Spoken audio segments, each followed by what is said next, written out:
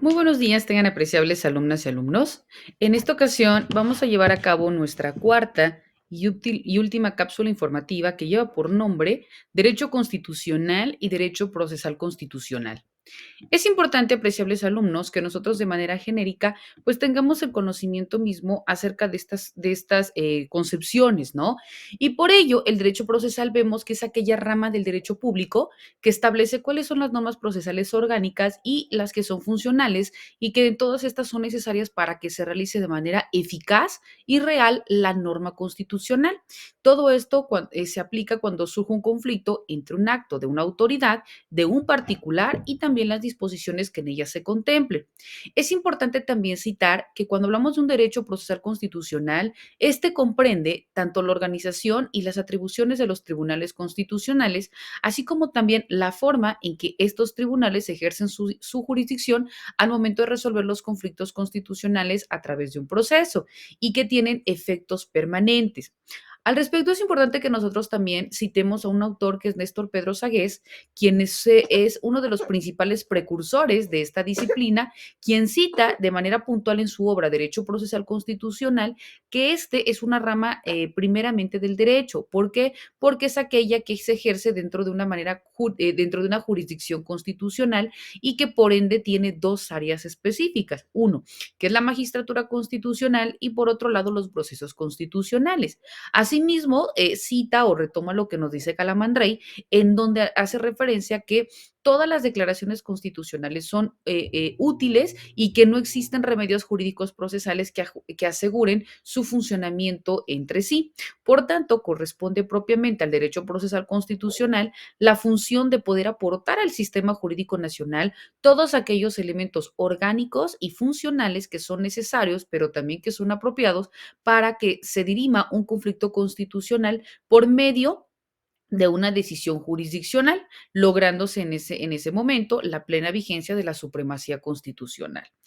Cuando nosotros también citamos a los autores, es importante también hacer referencia a Hans Kelsen y específicamente dentro de su obra denominada Las garantías de la jurisdicción constitucional, aquí nos indica que constituye propiamente dentro de su reconocimiento al derecho procesal constitucional el inicio de las formulaciones teóricas, ¿no? Y para ello, a partir de esto, se crea esta disciplina de manera independiente, regulándose primeramente el derecho constitucional a partir de 1955, cuando propiamente Capelletti cita dentro de su monografía titulada Jurisdicción Constitucional de la Libertad, en donde reconoce propiamente el control de la constitucionalidad de las leyes en el derecho comparado y que todo esto se da propiamente en Milán en 1968. Cuando nosotros hablamos de los tribunales constitucionales, en la mayor parte de las naciones jurídicamente organizadas, se produce un progreso en el desarrollo del derecho procesal constitucional y específicamente aquí se enseña esta disciplina autónoma. Cuando nosotros también hablamos del derecho procesal constitucional, nos dice que este comprende diferentes áreas de estudio, el conflicto constitucional y sus formas de solución, el proceso constitucional orgánico y el proceso constitucional funcional. En esa forma de reconocimiento vemos que pertenece al derecho procesal constitucional pues las materias en el quehacer jurídico, como son la supremacía constitucional, como es también la justicia constitucional, los sistemas de control constitucional de las leyes, de los decretos, de otros actos, ¿no? Del amparo efectivo dentro de estas garantías de la Constitución y demás elementos que sin duda alguna son importantes que nosotros conozcamos, pero que también comprendamos a cabalidad.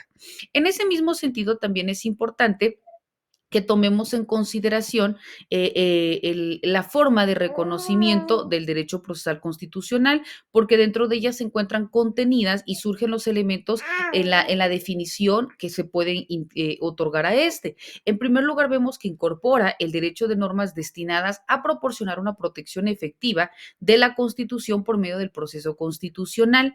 Vemos que el derecho procesal constitucional, pues también se utiliza para resolver los conflictos y por tanto es el proceso jurisdiccional a través del cual un tribunal con jurisdicción y competencia aplicará e interpretará la norma constitucional en un caso determinado, distinguiéndolo en este sentido de su mérito, ¿no? Por ello se aplica la Constitución directamente como una norma decisoria dentro de una litis.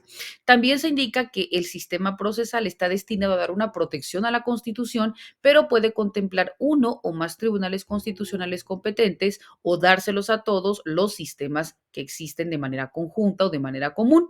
También se indica que el conflicto se traspasará para su decisión al sistema de tribunales constitucionales a través de una acción y donde esto tendrá como titulares los que deben ser precisados y legitimados y se establecerá un procedimiento al cual deberán someterse durante el proceso. En este se terminará con la sentencia decisoria que tendrá los efectos siempre que sean trascendentes y en especial cuando se declare la inconstitucionalidad de las leyes o de los decretos, ¿no? Por ello, vemos que esta disciplina surge con mayor fuerza y con independencia cuando se creó en Europa los tribunales constitucionales a los que se les otorga jurisdicción y competencia exclusiva y excluyente para poder decidir aplicando directamente la Constitución como una norma decisoria dentro de una litis.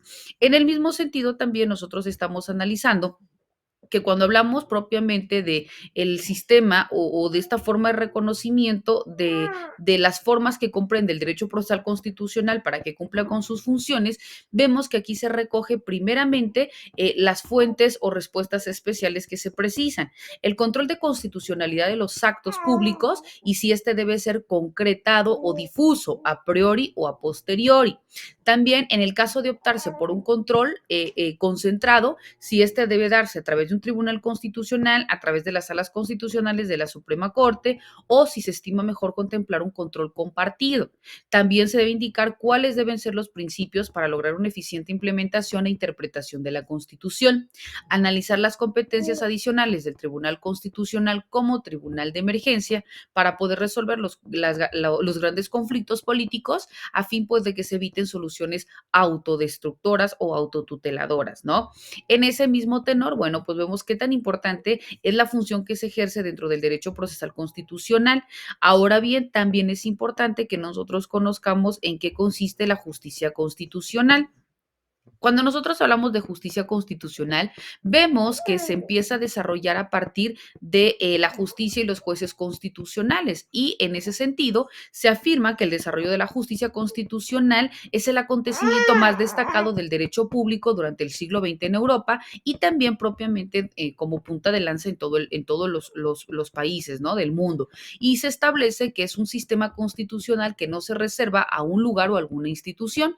Por ello, nos dice que se ha previsto la existencia de un tribunal constitucional, al igual que la mayor parte de los países latinoamericanos. Por ello, cuando hablamos de la justicia constitucional, es la forma garante y protectora a la cual se va a dar cabida o se va a llegar a una resolución para poner fin a una litis o a una controversia.